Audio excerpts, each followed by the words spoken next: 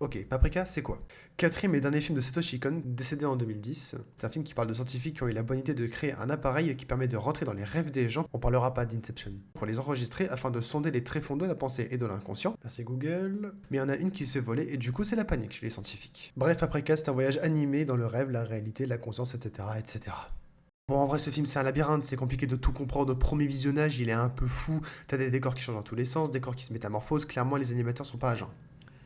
En y réfléchissant un peu, et surtout en connaissant le reste de la filmographie de Satoshi Kon, on comprend vite que le film parle des failles de l'identité, de l'effet du temps sur la perception, mais il n'aura jamais autant exposé la frontière entre rêve et réalité, et franchement, chapeau l'artiste.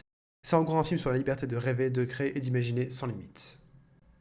Je suis tombé sur l'analyse d'une certaine romane. Oui, je l'ai vu qu'une fois donc j'ai pas pu tout analyser, désolé. Qui a fait un parallèle avec le phénomène l'inquiétante étrangeté de Freud. Bon, je vais pas reprendre ces mots, mais pour vous expliquer en deux mots ce phénomène, c'est quand une chose semble normale mais pas tout à fait.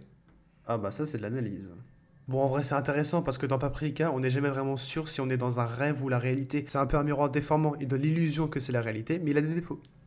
Bon, le plus important à retenir de tout ça, c'est qu'on est libre de rêver, de créer et d'imaginer les choses les plus folles et personne n'aura votre liberté de penser. Oh, ça c'est du message.